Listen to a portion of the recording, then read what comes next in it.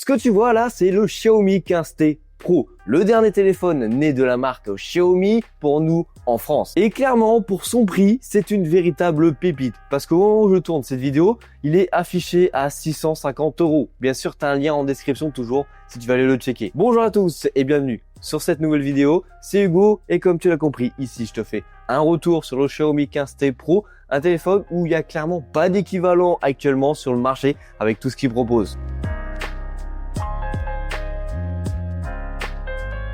Bien sûr, comme d'hab, n'hésite pas à t'abonner et à liker cette vidéo. Surtout, tu peux venir t'abonner parce que cette semaine, on est sur une semaine 100% Xiaomi. Alors, le design, oui, on retrouve quelque chose qu'on connaît déjà, c'est-à-dire avec un format avec des bords plats, des coins arrondis, un format très classique pour les modèles de 2025 Android. Tu vas retrouver un cadre en alliage d'aluminium à haute rigidité et à l'arrière du téléphone, tu vas aussi retrouver un dos avec une finition mat qui ne laisse pas du tout les strass de doigts. Le téléphone, lui, il tient plutôt bien en main, il ne glisse pas et en plus de ça, à l'arrière, tu as le gros bloc photo que tu vas retrouver en haut à droite en format carré avec un cerclage brillant qui donne un petit effet chromé. Perso, j'aime bien. Et en plus de ça, t'as le gros logo Leica qui est fièrement affiché dessus. Alors tu pourrais me dire, ouais Hugo, avec un gros bloc photo comme celui-ci, sur une table, le téléphone il peut être bancal. Alors clairement, pas du tout, faut vraiment forcer pour que celui-ci soit bancal. L'équilibre du téléphone, je le trouve bien mieux que le Xiaomi 15 Ultra qu'on a testé en début d'année. Et si tu cherches un téléphone léger, c'est vrai que le téléphone n'est pas le plus léger du marché. On est sur 210 grammes. Pour ce type de téléphone, c'est un peu lourd. En soi, le design, il est assez générique, mais pour le prix, il a une finition vraiment très haut de gamme. Bien sûr, quand je dis générique, c'est quand tu regardes ce que Xiaomi, par exemple, vient de nous sortir pour les Xiaomi 17 Pro, on peut se dire, ouais, là, le 15T Pro, il a un design vraiment classique, comparé à ces derniers. Et franchement, je sais pas ce que t'en penses de cette couleur mocha.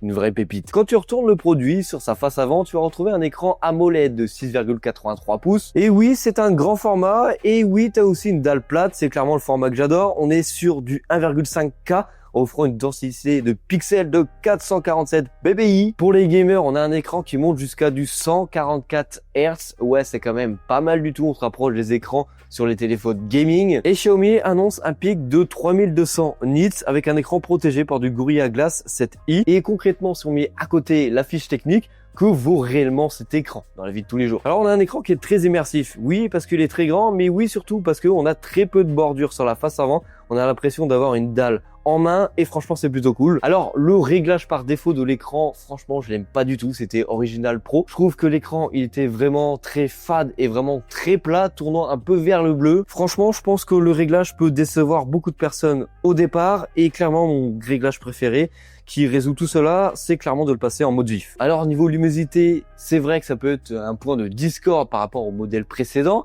Oui, il fait le taf, mais oui aussi, c'est pas l'écran le plus lumineux du marché. Il est bien pour le divertissement et pour la vie de tous les jours, mais c'est clairement pas l'écran le mieux, clairement l'écran le plus performant du marché. Et maintenant, si on passait sur la puissance, on connaît Xiaomi, niveau puissance, ça régale toujours, surtout pour un modèle à ce prix-là. Je rappelle toujours, 650 € au moment où je tourne cette vidéo. Parce que dedans, tu as le Mediatek Dimensity 9400+, qui tient des bons scores sur Geekbench, qui tient tellement des bons scores qu'on est sur pratiquement des mêmes scores que le S24 Ultra de l'année dernière qui avait déjà un bon petit score. Un téléphone haut de gamme quoi. Il est équipé de 12 Go de RAM et dans la vraie vie, tu vas me dire ça donne quoi? Ça veut dire que dans la vraie vie, il va clairement faire tourner ce que tu veux sur le téléphone. Tu n'auras vraiment aucun regret, même au niveau des jeux. Parce que cette puissance se traduit par une fluidité absolue et à ce prix-là, t'as clairement pas d'équivalent sur le marché et pour même te spoil les prochains téléphones, c'est clairement du même niveau que le Poco F8. Ce qui t'offre une stabilité juste remarquable dans l'interface du téléphone et même dans n'importe quelle application et dans tous les jeux. Et à côté de ça, une autre question qui est proéminente à chaque fois, c'est est-ce que le téléphone surchauffe avec cette puissance-là? Bah clairement le téléphone ne surchauffe pas, que ce soit en jeu ou même moi quand j'ai tourné des vidéos assez longues de 10 voire 15 minutes avec. Au niveau de l'autonomie, on est beaucoup moins garni que son homologue chinois parce que ici on a une batterie de 5500 mAh. En Chine, on a 6000 mAh. À côté de ça, le téléphone, il supporte la charge 80 watts, l'hypercharge et la charge sans fil à 50 watts. Et dans la vraie vie, je vais te dire clairement, le téléphone a une meilleure autonomie que mon S25 Ultra. Donc ça veut dire que tu peux tenir une journée et demie sans problème en usage très simple.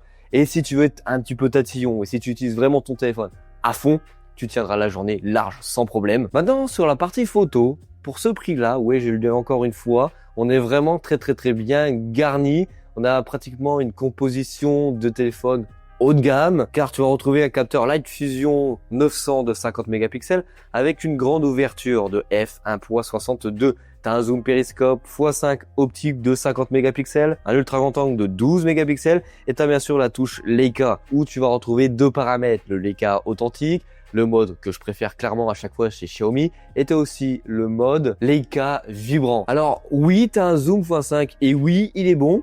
Il n'est pas au niveau des hauts de gamme, c'est vrai, mais il est largement suffisant pour tout le monde. Mais ce qui veut dire zoom x5, ce qui veut dire aussi qu'on passe directement d'un zoom x1 à un zoom x5 en optique. Ce qui veut dire qu'entre deux, le zoom x2, x3, x4, c'est un zoom numérique. Et on perd vite de la qualité, notamment sur des portraits. Et si tu veux aller plus loin en zoom, au-dessus du zoom x10, c'est vraiment bof, malgré un zoom x100 qui est possible. La touche Leica se ressent vraiment beaucoup sur la partie photo. Ça peut plaire ou déplaire, surtout pour ceux qui sont habitués à des photos de type Samsung, Google ou Apple, qui se tournent vers des photos de plus en plus neutres. En faible luminosité, des fois, les sujets peuvent être flous.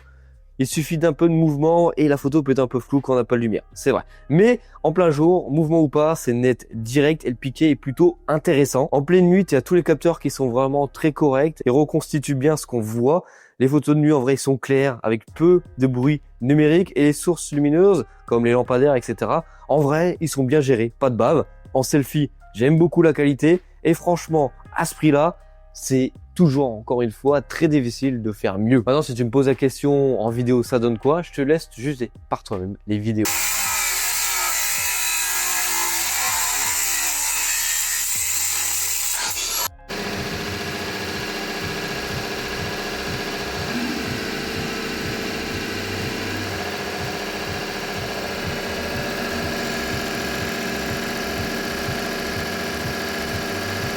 Là, on est avec la caméra selfie, 4K, 30 images par seconde.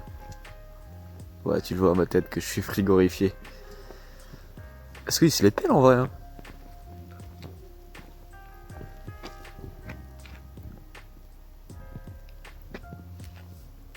Franchement, le rendu sur le téléphone, caméra selfie, pas mal du tout en vrai. J'aime bien. Là, on est en 4K 60 images par seconde. Je me suis dit, tiens, on va filmer un peu pour voir, parce qu'il y a de la neige. Enfin, donc ça tient pas trop sur la route, mais ça tient là. Et je peux te dire que le téléphone, il est bien froid. Il est bien froid le téléphone. On va se faire un petit zoom x2, un petit zoom x3, un petit zoom x6, on retourne en zoom x1.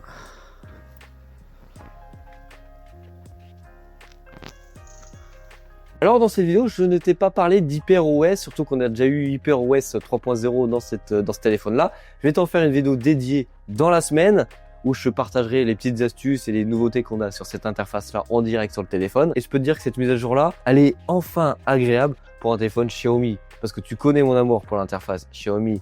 C'est pas trop ça, là c'est de mieux en mieux. Donc voilà, on arrive sur la fin de cette vidéo. Comme d'habitude, j'espère qu'elle t'aura plu. Petit commentaire si tu apprécies ce téléphone-là ou si tu l'as déjà acheté et tu veux conseiller ce téléphone-là à d'autres utilisateurs. Comme d'hab, c'était Hugo sur la chaîne Gigatop. Allez, bisous.